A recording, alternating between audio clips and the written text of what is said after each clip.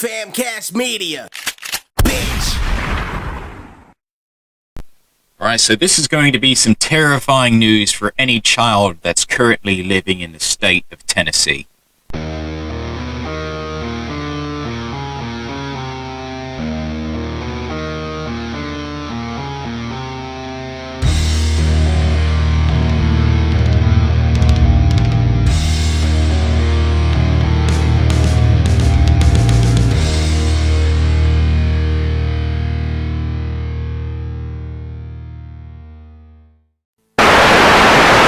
Good afternoon, demons and demons. This is Kwame Wahkan here, and this just popped up on my news feed, and let's just say it is frightening, to say the least.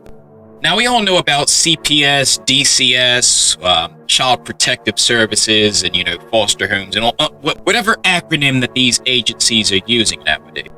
Well, this is going to be very, very sad for children that are in these systems and who identify as part of the LGBT community, whether it be trans kids, gay kids, non-binary kids, you name it.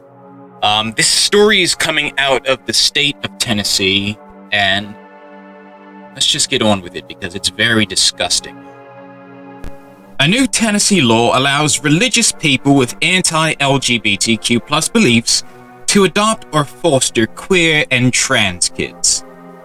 The Tennessee Department of Children's Services, DCS, has scrapped a policy that required adoptive families to care for a child with dignity and respect, regardless of sexual orientation or gender identity, following the passage of a new religious freedom law this month. On April 11th, Governor Bill Lee signed the Tennessee Foster and Adoptive Parent Protection Act, which prohibits DCS from requiring adoptive or foster families to affirm, accept, or support a policy regarding LGBTQ plus identity if it conflicts with sincerely held religious beliefs. Under the law, DCS may not deny an application based on the applicant's religious beliefs, and further asserts that even if someone holds openly anti-LGBTQ beliefs, being placed in their home would not be contrary to the best interest of the child. There are more than 6,000 youth currently in the state foster care system, according to one department estimate, who will be affected when the law takes place on July 1st. Since the law's passage, the Tennessee Lookout reported this week, DCS officials will no longer mandate care that promotes dignity and respect for all children/youth and families, regardless of gender or sexuality. DCF spokesperson Ashley Zarek told the Lookout that the agency's policies for LGBTQ plus youth are now under review and will be updated on the website once the review is complete. Prior to this legislation, the DCS home study process included asking prospective foster and adoptive parents a series of questions to identify their placement preferences, including questions about willingness to parent an LGBTQ plus child, a department spokesperson clarified in a statement to the Lookout. Our goal always is to find the most appropriate placement to meet the unique benefits of each child in our care. As the Lookout noted, the law has made Tennessee the first state in the nation to explicitly allow anti-LGBTQ plus adults to adopt queer and trans youth. Supporters of the law, like its author, GOP Representative Mary Littleton, have claimed it does not disregard the values and beliefs of the child. My fucking ass. And relate to better placements for children and increased interest in adopting or fostering among religious families. But LGBTQ plus advocates and Democratic lawmakers condemn the law, pointing out it no longer requires the state to consider a child's preference either. What's really sad about this is there's a high volume of LGBTQ plus kids in the foster care system whose needs aren't being met now. Molly Quinn, executive director of the LGBTQ plus nonprofit Out Memphis, told the Lookout this week, "The fact that the state would accept a family that is willing to discriminate into this broken system with such vulnerable kids is difficult to understand. Multiple studies have indicated that roughly 1/3 of youth in state foster care systems across the United States are LGBTQ+. A 2021 survey by the Trevor Project found that 4.1% of LGBTQ+ youth reported having been in foster care at some point in their lives, compared to 2.6% of the general adult population. Tennessee's new law is the latest consequence of state Republicans' ongoing war with the Biden administration. In an executive order last week, President Joe Biden directed the Department of Health and Human Services to form policies protecting LGBTQ+ youth from being placed in homes that are hostile to their gender identity or sexual orientation. In response, Tennessee Attorney General Jonathan Scrimetti joined 16 other states in opposing the order, claiming it was illegal expansion of HHS authority and would discourage religious families and dedicated foster providers. Christian adoption rights have long been a majority priority among far-right fundamentalist Christians and anti-LGBTQ+ organizations like the Alliance Defending Freedom have lobbied for more laws like Tennessee's and against adoption for LGBTQ+ families. For decades, all right, so let me stop right here.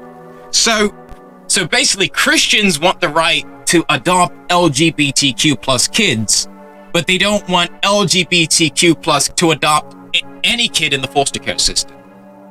I don't know, it sounds like they want special treatment to me, but let me finish reading this because this is bloody ridiculous.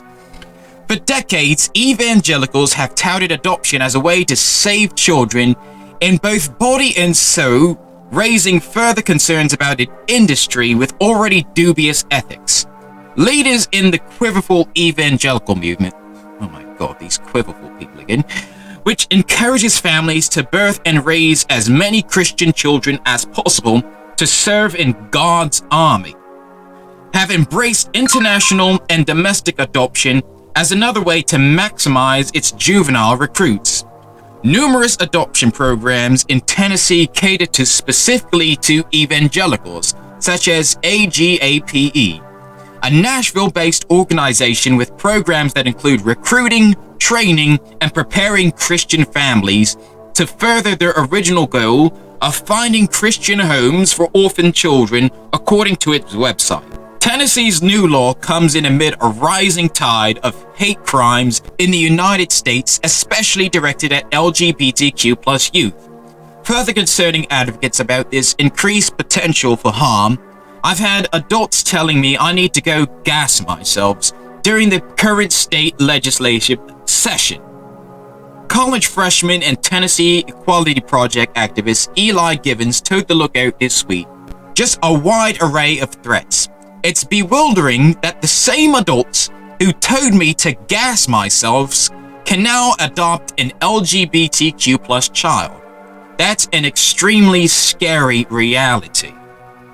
Alright, so I'm going to keep it real with you guys. These GOP lawmakers and politicians don't give a flying fuck about children. They always want to talk about, oh, think of the children. They're trying to, the queers are trying to, recruit the children. What the hell do you call this? Putting kids in a family so they can join God's army? Does that sound like grooming to you? I mean, that sounds a lot like grooming to me. But you guys are claiming that the LGBTQ community is doing it, even though that's not even how it works. If a person is gay or trans or non-binary or anything like that, they came to that on their own. Religion seems to be more of a choice than, gender identity or sexual orientation. But, these people don't even think like that because these people live in their own little fantasy world where Jesus is the king of the United States and Jesus should dictate what everyone else should do in their own fucking lives. It's unbelievable. And I honestly can't even imagine, the horror and the terror that these kids are going through, knowing that somebody who hates the fact that they exist, these religious conservatives, they hate the fact that this community exists and that people in this community exist. So they want to adopt these kids so they can find a legal way to abuse and torture them. I almost guarantee you're probably going to see a rise in child suicides, a rise in child self-harm, a rise of childhood depression. You probably might see a lot of kids, you know, running away from their homes. And we all know the nightmare that this is going to happen, because it's not like this is an isolated incident. It's happened before, and it's not even with adopted children, it's with biological children. You remember the story of Leila Alcorn? Well, I definitely remember her. I actually interacted with Leila Alcorn back when I was in college. And you know, it's been years and I still have not forgotten about this. She was a trans girl, and she had two very religious parents. Now, she originally, you know, came out, you know, to her friends at school, and everyone at school was accepting of them. The teachers were accepting of them. The guidance counselors were accepting of them. But the two biological parents, their own mother and father, would not accept them. So you want to know what they did? They pulled Leila out of public school, homeschooled her, forced her to go to a conversion camp. And when her friends, you know, came around the house, the parents would never allow Leila to see her friends. So one day she decided to have enough. She snuck out of the house, wandered onto the highway, and jumped in front of a semi-truck. What's even more disgusting is what the parents did to Leila at the fucking funeral. Now, not only did they spell her name wrong, but they forgot what day she was born. And these are her biological parents. Like, how do you give birth to a child and then forget the day and year they were born? This was a child that they raised for over 16 years, and they hated their child so much to the point where they couldn't even remember their own fucking birthday. Their devotion to their cult-like religion was more important than their child's life. Leila's parents weren't saddened by this. They didn't cry. They weren't upset. They weren't saying, oh my God, I just lost my child. They have no remorse. If anything, these parents are happy that Leila died. And you want to know something else? Now, because of this law, and because the state of Tennessee is allowing these type of people to adopt queer and LGBTQ youth, the story of Leila Alcorn is not going to end. Her story is going to be, unfortunately, the same nightmare that many kids across the state of Tennessee are going to live. This nightmare is going to become a reality for them. Now, we already have enough problems with, you know, the foster care system and, you know, DCF as it is. We have to deal with, you know, neglective agents who, you know, will put children in a home where they know for a fact that that person is going to be abused. And now this is probably going to just skyrocket now. If a family has a history of domestic abuse, or, you know, a criminal history, or even have a convicted felon in the house, you wouldn't want to put a child in that type of situation. All right, if you have a black child, and the family that, you know, wants to foster a child has, you know, swastikas hanging up on their property, you wouldn't put a black child in that situation. But you have these religiously conservative anti-LGBTQ families, and they're like, oh, well, that's a great place to put an LGBTQ child. Ain't nothing gonna happen to them there. I'm letting you guys know this right now. It was never about protecting children. It's about being the child's first bully. It's about them wanting the right to bully gay kids. It's about making sure that the self-harm rate reaches 100%. That is their end goal. These are the type of people that we're dealing with in this country. And they want to put their filthy hands on your kids. Now, mind you, this is just one state. Keep your eyes on Texas. Keep your eyes on Florida. It's one thing to be bullied at school. It's a completely different thing to not only be bullied at school, but to come home and be bullied by your own parents. You know, when I read stories like this makes me so happy that I have no biological kids. Because I can't imagine, you know, bringing a child into the world when I know in the back of my mind that there are children out there that need homes and are being put in homes where people know that these children are going to get abused. Absolutely disgusting on the state of Tennessee for doing some shit like this. Now, there's a channel that I watch on YouTube. It's called The Misery Machine. Now, most of their content revolves around true crime, But one of the main topics that they discuss is the abuse of children and also the failures within child protective services. And I guarantee you, with the passing of this law in Tennessee, and could possibly we might be seeing in many other states too, unfortunately, their channel may never run out of content. I honestly don't know how Drewby and Yergy do it. Like, this is heartbreaking. You know, putting a child where you know that that child could be at risk of self-harm, knowing that that child may be at risk of, you know, psychological and maybe physical abuse, putting them at risk for sexual abuse. I don't think there's a line in the sand that these religious conservatives will not cross. I mean, they already have shown time in and time out that they don't care if people in this community live or die. You know, stories like these are the reason why I refuse to have kids. Because I can't imagine, because I wouldn't be able to live with myself getting a girl pregnant and, you know, bringing a child into this world, knowing that there's, like I said, there's children out there that are in terrible situations.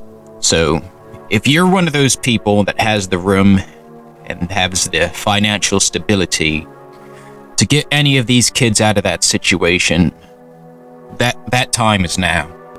Who knows what might happen? I mean, I'm going to try to remain hopeful and positive, but this is kind of a doom and gloom story right here. But I pretty much said all that needs to be said. You guys just let me know. Let me know what you think. Do these kids have a chance, or are we just going to see more Leela Alcorns out there? That's basically all I got to say. Guys, stay safe, stay metal, hail Satan, and I'll catch you guys in the next episode.